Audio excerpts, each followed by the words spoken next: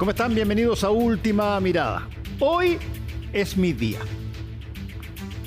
No es San Fernando, no es José, soy Fernando José, no, porque hoy día es el Día Internacional del Adulto Mayor.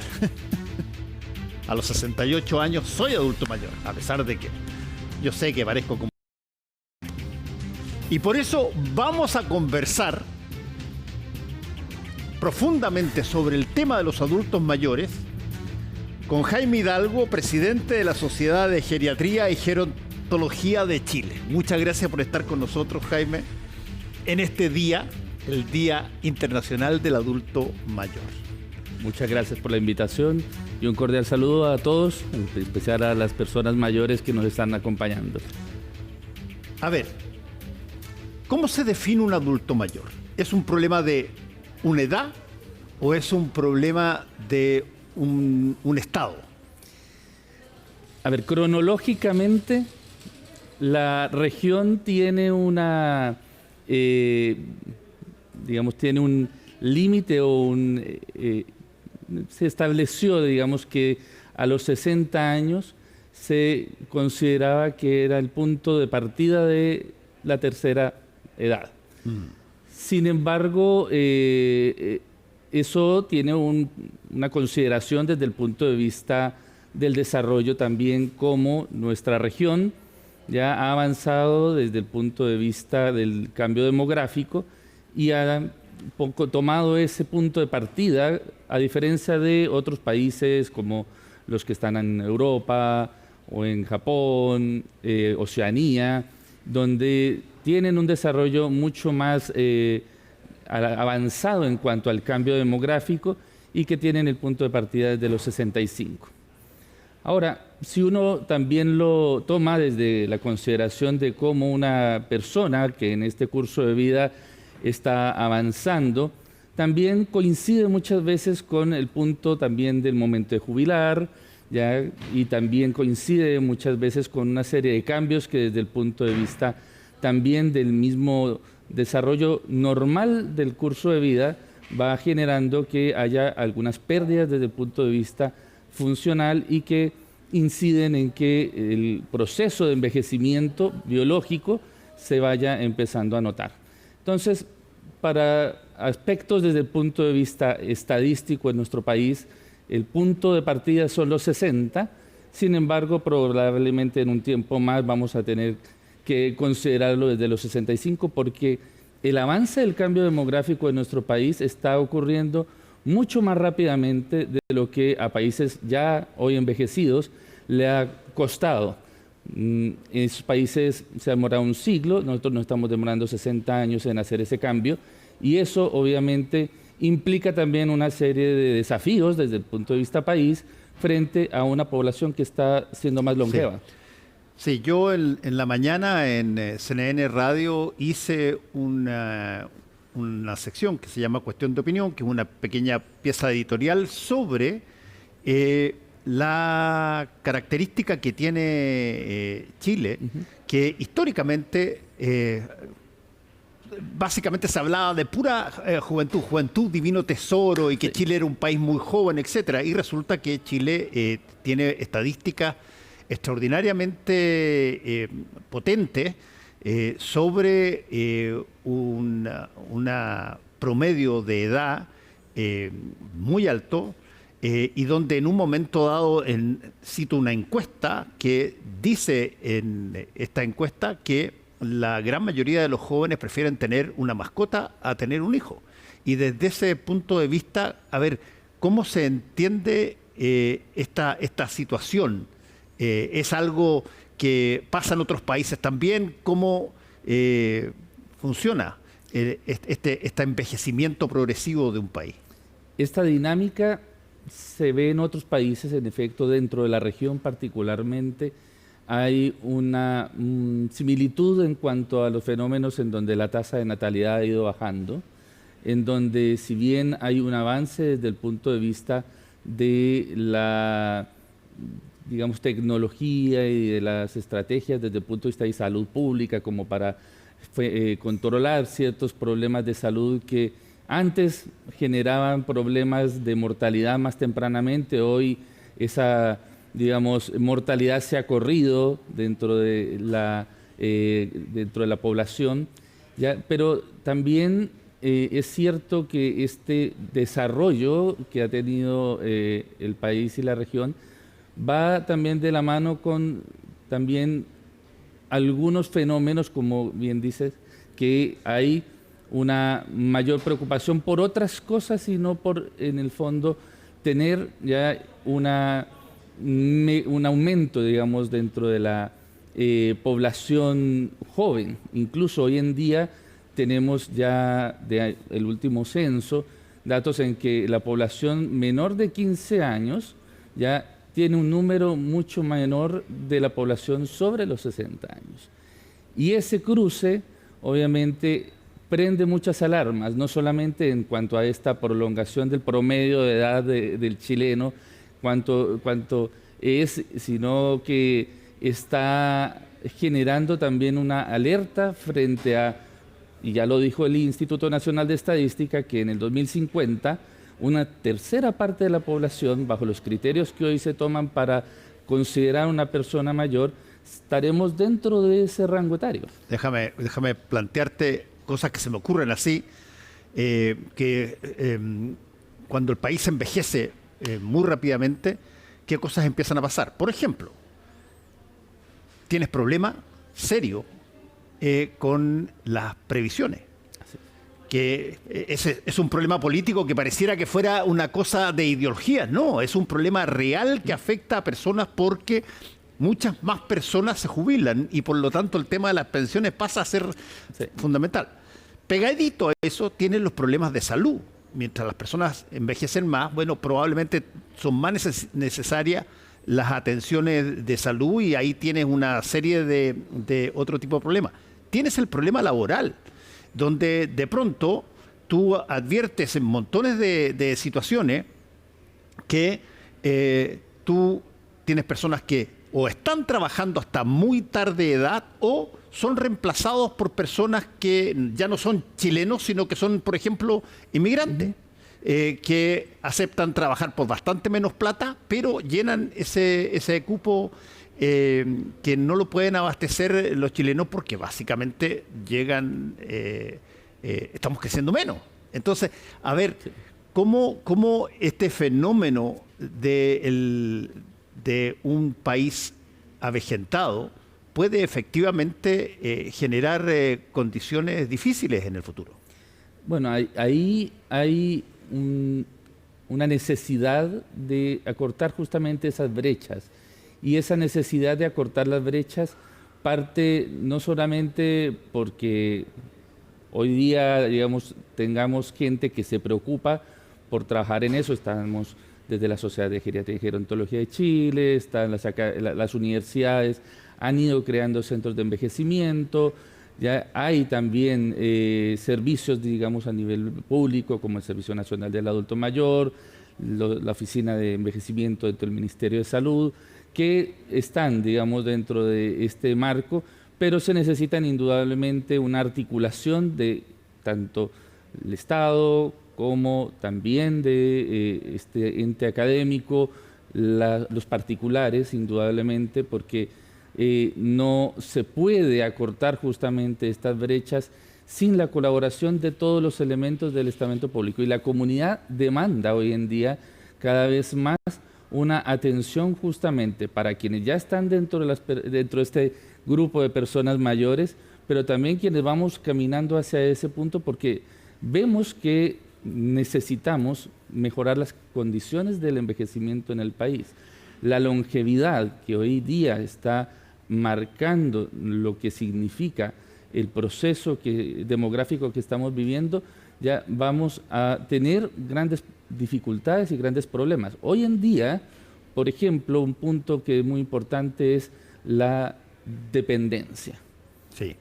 Hoy en día, por ejemplo, la encuesta nacional de discapacidad y dependencia que fue realizada en el 2022 mostró que un 22% de las personas mayores tienen un grado de discapacidad y dependencia, la mayor parte de calidad moderada a severa. Y eso, sobre todo en los grupos de 80 años y más, sube hasta un 50%. Por lo tanto, eso implica que además tengamos que, en su mayoría, recurrir a los familiares, porque el costo de un servicio de cuidadores en forma formal ya es igual alto. Entonces muchas veces las familias recurren a ser los cuidadores de sus familiares, de sus personas mayores. Y hoy en día, ¿quiénes son las personas? O parejas que son ya personas mayores también, y cuál el impacto de ese cuidado es muy importante, un estrés que es muy relevante y que complica muchas veces la salud también de ese cuidador, y o también hijos. Y los hijos que están en edad laboralmente activa y tienen que retirarse para poder cuidar a sus familiares. Y eso obviamente para un país con lo que está hoy en día también necesitando desde el punto de vista para un desarrollo, es también relevante poder mirar esos aspectos. Ahora, Jaime, hay ciertas cosas que son interesantes porque uno las está percibiendo. Te pongo un ejemplo. Llega una generación joven a gobernar un país, como es el caso chileno, y automáticamente empiezan a salir, pero muy rápidamente, tanto antes, pero sobre todo cuando se alcanza el poder, empieza a generarse esta relación de apreciación del otro desde un punto de vista de brecha etaria, de brecha de edad. Los que no están de acuerdo con los planteamientos de los nuevos gobernantes, bueno, atacan ideológicamente como sería normal. Pero aparece este nuevo fenómeno que incluso tiene que ver con gente que está en el sector del gobierno y que dice gente de poca experiencia, gente que comete mucho error, gente que no repara en las tradiciones o en las normas clásicas que deben haber. ¿Qué tanto los países se dividen etariamente cuando pasa este tipo de situación? Es muy notorio, sí, efectivamente, porque, por ejemplo, hace poco también dentro de las encuestas que salen, ya se observó en una encuesta que es la encuesta nacional de inclusión y exclusión de las personas mayores, cómo se perciben las personas mayores frente a cómo los están mirando, de distintos puntos, desde la población en general, desde el Estado, desde los entes privados, y ciertamente las personas mayores sienten que hay una discriminación por edad, ya en ese contexto, por distintos factores que van viviendo dentro del día a día. Ya al revés, en el fondo, cuando se mira la preocupación que hay frente a, digamos, de distintos estamentos, qué es lo que se está avanzando frente a ello, es más optimista de lo que la gente mayor ha observado. Y quizás ahí lo que hay que tratar de mirar es cómo se genera una comunicación más directa con las personas que son hoy en día las mayores y que viven las dificultades del diario vivir frente, por ejemplo, ya a los temas de salud, como no solamente hay una necesidad de especialistas para su manejo, sino que justamente también las áreas de atención, ya con una comunicación más efectiva, por ejemplo, por parte de quienes prestan la atención, ya sea mucho más inclusiva, que no sea tan con palabras que puedan ser despectivas, como también desde el punto de vista de una necesidad, por ejemplo, el Sistema Nacional de Cuidados, que está pues, a nivel del Parlamento hoy en día, ya cómo se puede realmente generar un espacio en donde todas las consideraciones que están alrededor de esto, no solamente de acción, sino también de prevención de esta dependencia y discapacidad, se pueden incluir a las personas que están dentro del proceso del cuidado, el que está afectado como al que está cuidando, para que justamente esa, digamos, sensación de que se está haciendo actividades para ellos hagan que se sientan más incluidos. Ahora, Jaime, déjame hacerte una pregunta que tiene que ver con otras realidades, otras sociedades. Por ejemplo, a mí me ha tocado estar en dos países que son bien importantes dentro de esta conversación sobre los adultos mayores. Japón, que tiene una relación extraordinariamente potente desde las generaciones más jóvenes hacia los adultos. Hay un aprecio que es bien notorio. Y me tocó también, porque mi papá fue diplomático en ese país, y lo fuimos a ver con mi hermano cuando éramos chicos, Suiza. Sí. Que Suiza es uno de los países de los que cayó la natalidad, pero brutalmente, y también no se encontraba muchos cabros para jugar con ellos. Sí. A ver, ¿cómo otras naciones tratan este tema? Yo puse como contraste Japón con Suiza, pero ¿cómo se trata? ¿Qué hay que aprender de eso? A ver, yo creo que, por un lado existe justamente la organización de las sociedades científicas, porque, por ejemplo, en el caso de la Sociedad de Geriatría y Gerontología de Chile, que estamos cumpliendo 30 años además, la sociedad está inmersa en un grupo de sociedades científicas a nivel internacional, tanto a nivel regional como a nivel mundial, la Asociación Internacional de Geriatría y Gerontología, donde intercambiamos justamente todas estas informaciones de las realidades en cada país, en cada región. Hoy en día, por ejemplo, en Europa, que es quizás, digamos, el mayor referente para nosotros, porque es donde se congrega la mayor cantidad de población envejecida a nivel del mundo, ¿ya?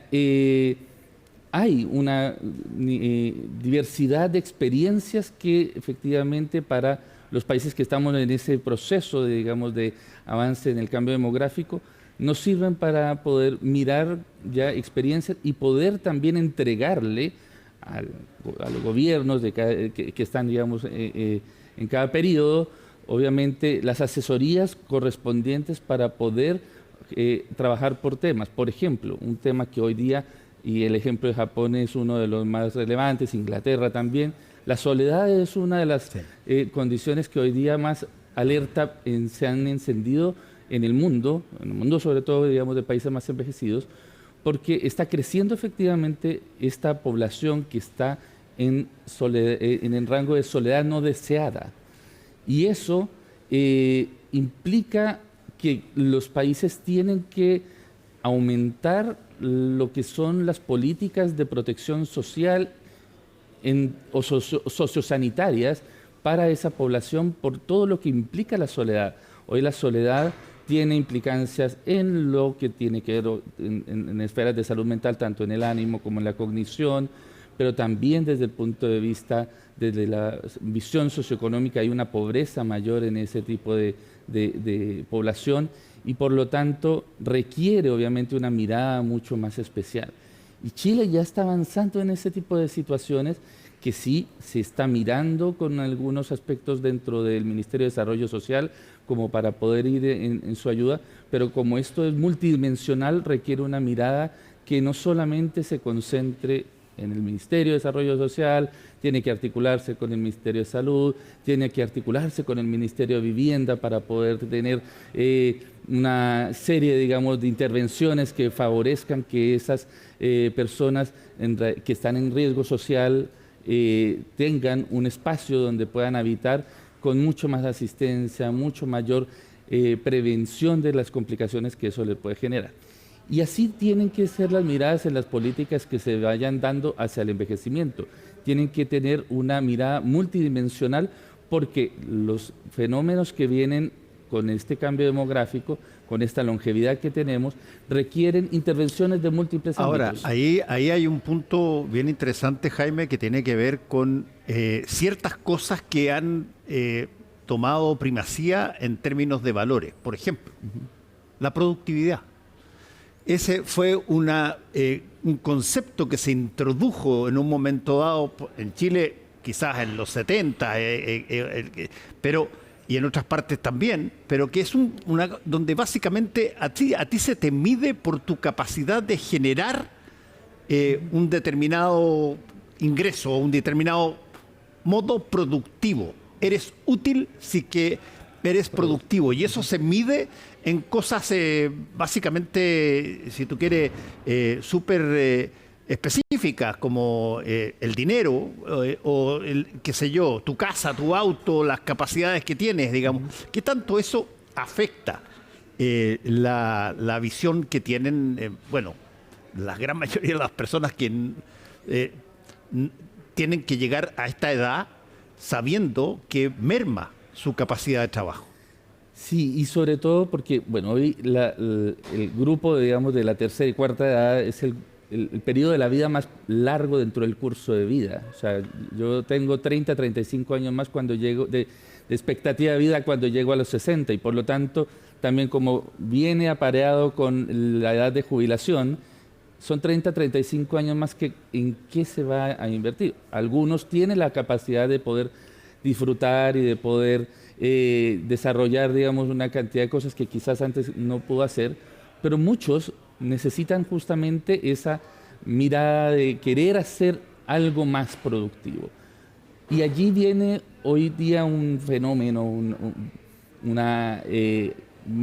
es una acción que se está dando en los países más envejecidos, que es la economía plateada o la silver economy, en donde no solamente mira el poder ofrecer mayores, digamos, recursos para las personas mayores, sino también espacios laborales para las personas mayores.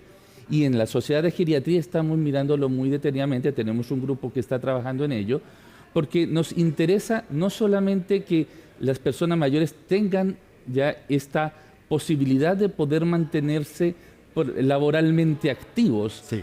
que tengan esta capacidad productiva, sino que además sea también con una consideración de las capacidades que individualmente cada persona puede tener, porque no es lo mismo trabajar en un lugar en donde hay una necesidad constante, con mucho estrés, con mucha tensión, ya para una persona mayor que para una persona joven.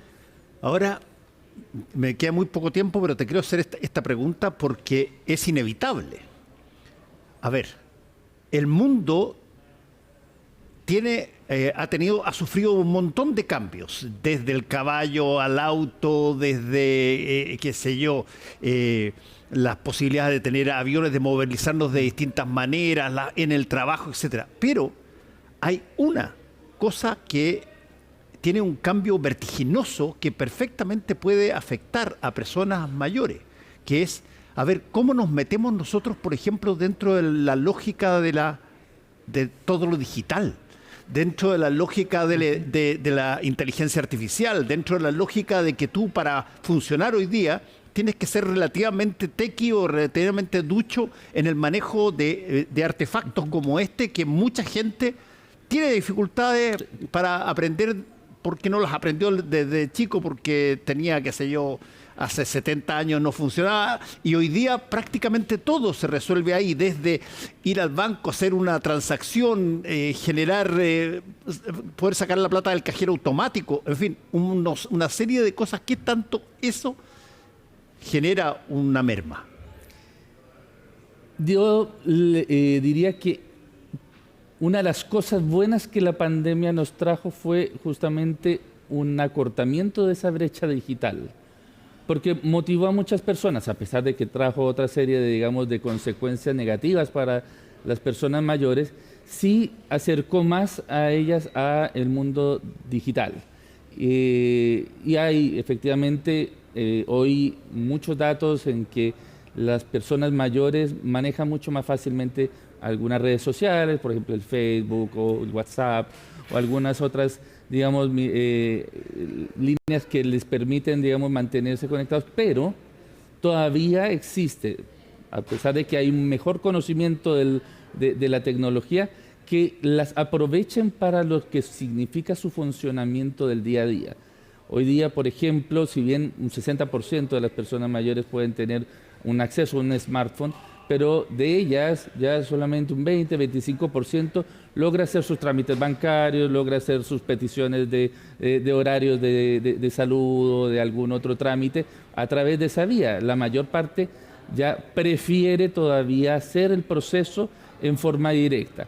Y eso es algo a lo cual también el país tiene que ir mirando. No toda la digitalización es para toda la población. Sí, pero déjame apuntar una cosa. Yo me acuerdo una estadística, yo me acuerdo haber escrito una columna en el diario en esa época sobre esto, una estadística que no me acuerdo exactamente dónde se desarrolló la encuesta, pero le preguntaban a una serie de adultos mayores, le preguntaban si es que usaban o no usaban las alternativas de cajeros automáticos, las alternativas digitales de los bancos. Y un porcentaje de ellos, altísimo, decía que no, los adultos mayores. Y había una segunda pregunta y le decía, ¿por qué no sabe? No, sí, yo sé. Lo que pasa es que me gusta ir al banco porque me encuentro con otra gente. No tenía nada que ver con la alfabetización digital. La gente estaba sola. Y ir al banco, ponerse en una cola, conversar con las personas, era una alegría particular. Y eso, tremenda. Y eso es una de las claves que tenemos que entender dentro de este cambio demográfico. No por mucho avance desde el punto de vista tecnológico, las personas mayores les va a beneficiar. ¿Por qué? Porque efectivamente una de las cosas que sobre todo desde el punto de vista neurocognitivo, desde el punto de vista cerebral, ya, de las cosas que más les benefician a las personas mayores es la relación interpersonal. Claro. El poder encontrarse con sus amigos en el banco o en una cafetería, o el poder ir a un club de personas mayores, interactuar con ellos, o también con sus días domingos cuando se encuentran los hijos con sus abuelos. Eso también les nutre mucho. En España, hace unos cuantos años, ya uno de los bancos de allá grandes ya trató de reducir las oficinas en los pueblos chicos, etcétera, y tratar de digitalizar más.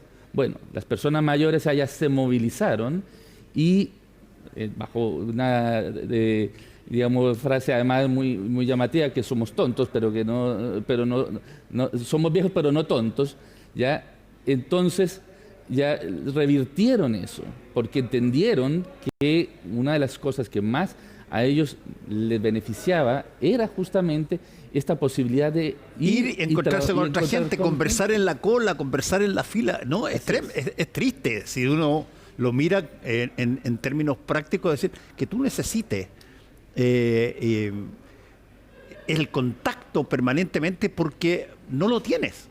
O a veces esto es lo único que queda, pero es importante tomar en cuenta ese tipo de cosas también. Así es. Última pregunta, ¿cuál es la recomendación que la sociedad, por ejemplo, le haría a una familia sobre la base de lo que significa el tener a un adulto mayor como parte de la familia? Hoy día la mayor virtud de salud que una persona mayor tiene es la funcionalidad. El promover que la persona sea autónoma, sea independiente, que tenga día a día la capacidad de hacer las cosas que normalmente toda persona podemos hacer la mayor cantidad de tiempo posible, ya es lo más importante. Si hay algunas limitaciones en donde la persona requiera asistencia, se le puede asistir, pero siempre promoviendo que sea bajo su propia determinación, su propia capacidad de tomar decisiones, la que en el fondo sea prioritaria. Y cuando ya es necesario suplir justamente esto, porque cognitivamente ya por otras condiciones en el fondo la persona no lo puede hacer, bueno, siempre recordar cuáles eran en el fondo también las máximas que esta persona ya tenía cuando estaba bien. Y hay aquí un tema que también para nosotros ha sido muy relevante. Existe un concepto que son las directrices anticipadas, las voluntades anticipadas. ¿Qué cosas ya nosotros queremos que a futuro, cuando tengamos algún problema, y no tengamos la posibilidad de tomar las decisiones en ese momento, ya quiero para mi vida, quiero para lo que significa quizás ese momento en donde estamos ya en la última etapa de la vida y que no pueda yo tomar las decisiones y que sean un tercero que la pueda tomar por mí. Eso es sumamente relevante también, de que todas las familias también lo puedan considerar. Lo sepa. Jaime Hidalgo, te quiero agradecer por haber estado con nosotros aquí en Última Mirada. Muchas gracias, Fernando. Ustedes también. Cordial saludo. Nos vamos, tengan ustedes muy buenas noches y nos encontramos mañana bien tempranito en CNN Chile Radio y, por cierto, después aquí.